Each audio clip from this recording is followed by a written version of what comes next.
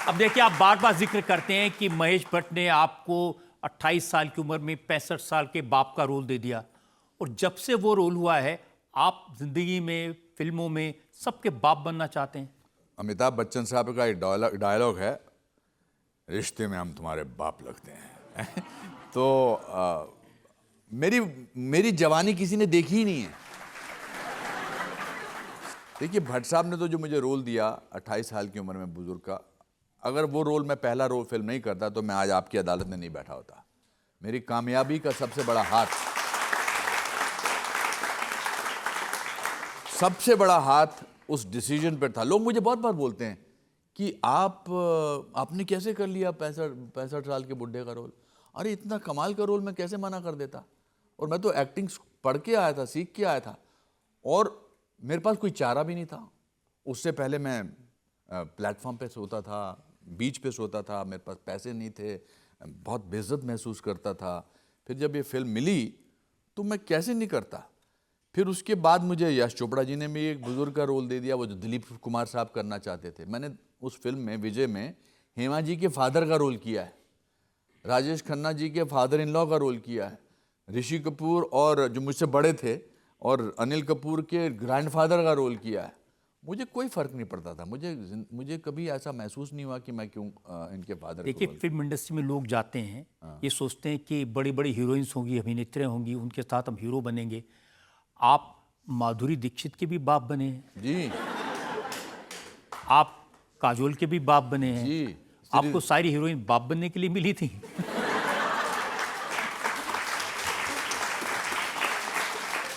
देखिए जी, इसमें सबसे बड़ी बात यह है कि आदमी आशिक को छोड़ देता है, पति को छोड़ देता है, बाप को कभी नहीं छोड़ता है। जिन रोल्स को मैं करता था, they were the pillars of the film. एक तो तेजाब में माधुरी के साथ बिल्कुल ही अलग था, और राम लखन में बिल्कुल ही अलग तरह का। दोनों में बाप था मैं उसका। आप देखिए ना, वैरायटी कहाँ से कहाँ मिलती है ऐसी। मैं अपनी तारीफ करना चाहता हूँ। I don't want to be subtle about it. I think मेरे जैसे एक्टर बहुत कम आते हैं हिंदी फिल्म इंडस्ट्री में, ये बात मानना पड़ेगी। और ये मैं बिल्कुल एरोगेंटली नहीं कह रहा हूँ। मैं कभी पीछे क्या किया मैं उसको देखता नहीं हूँ, मैं आगे क्या करना मैं उसको देखता हूँ। लेकिन जो पीछे किया है वो बहुत कम लोगों में उसका दम है, और मैं सिर्फ इसलिए कर पाया हूँ क्योंकि मेरे एक्टिंग के टीचर कमाल के थे, और मुझे ज़िंदगी से जुड़ने का हमेशा अच्छा लगता है। मैंने बताया ना कि जैसे अभी ये लोग मेरे लिए सिर्फ दर्शक नहीं हैं, ये इंडिविजुअल्स हैं। इनकी आंखों में जो हंसी है, इनकी आंखों में जो मेरी बातें सुनने का जो जज्बा है, वो रियल है। ऐसा नहीं लगता है कि इनको पैसे दिए हैं और ये आके बैठ गए, इनको बस तालियां मारनी हैं। ये सो मेरी जो ताकत है वो ये लोग हैं। बिकॉज इसीलिए मैं 40 साल से बरकरार हूँ, इसलिए नहीं कि सिर्फ मैं एक्टिंग अच्छा करता रहा हूँ। इनको मेरा जो चरित्र है पर्दे से पहले और पर्दे के बाहर भी अच्छा लगता है। ऐसा है कि नहीं है?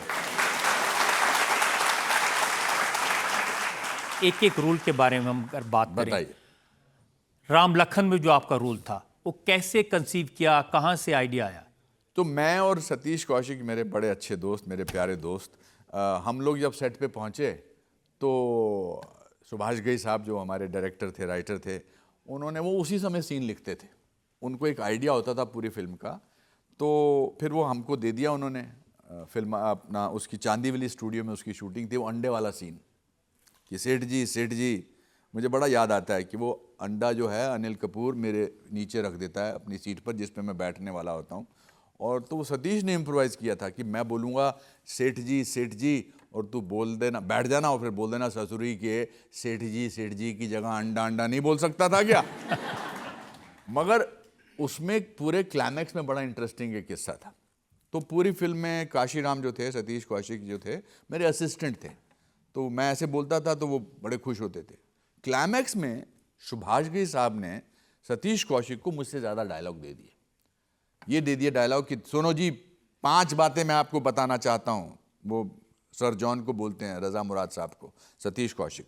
तो मेरा अंदर से थोड़ा हर्ट हुआ। मैंने कहा यार, पूरी पिक्चर में मेरा इससे बड़ा रोल था और क्लाइमैक्स में इन्होंने इसको दे दिया ये। पर मैं, ठीक है। सतीश कौशिक जब एक्शन हुआ, उन्होंने बोला स्टार्ट साउंड कैमरा एक्शन, तो मैंने देखा उनको बोलना था पहली बात तो ये है जी, दूसरी बात तो ये है जी, तीसरी बात तो ये है, चौथी बात है, पांचवी बात ये है। सतीश कौशिक बड़ी आहिस्ता आहिस्ता बोल रहे थे। पहली बात तो ये है जी, दूसरी बात तो, मैंने कहा काशीराम आगे की बातें मैं बोलूंगा, तीसरी बात ये है, चौथी बात ये है, पांचवी बात ये है। सतीश कौशिक इतना हर्ट होके मुझे शॉट में देख रहा था और कह रहा था कि मैं तेरा खून कर दूंगा ऑलमोस्ट, और उसने सोचा कि सुभाष जी का ही बोलेंगे, नहीं नहीं वन मोर कर भाई, ये सारे डायलॉग सतीश के हैं। मगर सुभाष जी एंड में आए, ये तो तूने बड़ा अच्छा किया, तूने ये सारा सीन ले लिया इसके हाथ से। तो आई थिंक बहुत सारी इम्प्रोवाइजेशन, जैसे डेविड धवन साहब के साथ मैंने जितनी भी फिल्में की हैं, शोला और शबनम की है, हसीना मान जाएगी, बहुत जुड़वा की हैं, मैंने कमाल की फिल्में उनके साथ की हैं।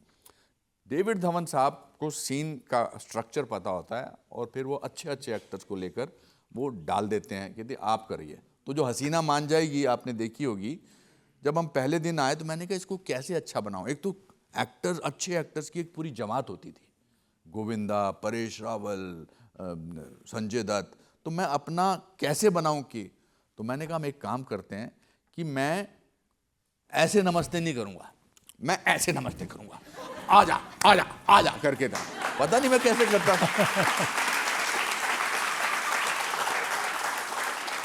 मैं लंदन में एक फिल्म कर रहा था, जुड़वा 2 की शूटिंग होने वाली थी।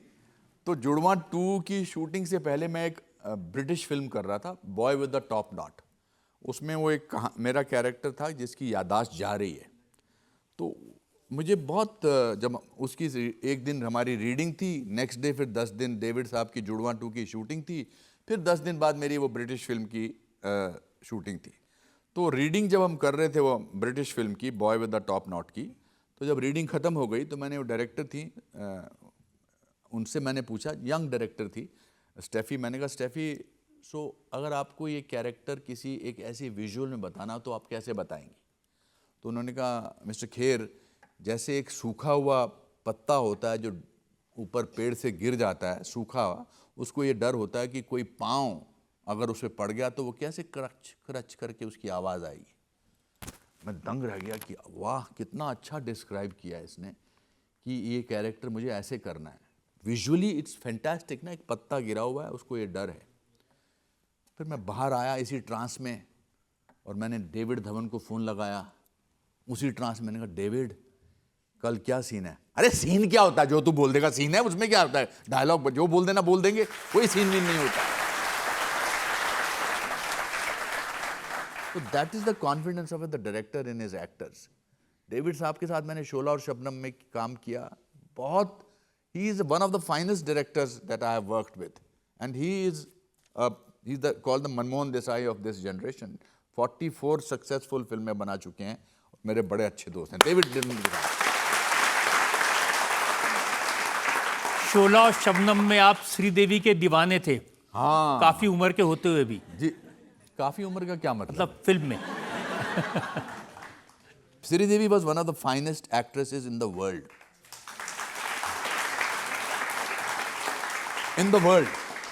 मैंने बहुत बड़ी बड़ी एक्ट्रेसेस के साथ काम किया, बाहर की एक्ट्रेसेस के साथ काम किया, लेकिन Sridevi was effortless.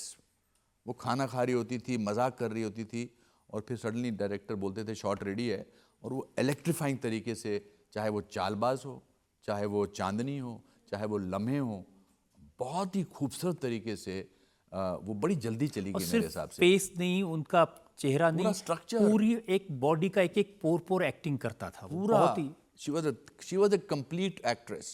She was one of the most amazingly international actresses from India. Amazing. I really miss her. बहुत जल्दी चली गई, वो बहुत काम करती थी और बहुत अच्छी थी, और बहुत उनसे बहुत कुछ मुझे सीखने को मिला है। इनफैक्ट मुझे बहुत सारे लोगों से सीखने को मिला है।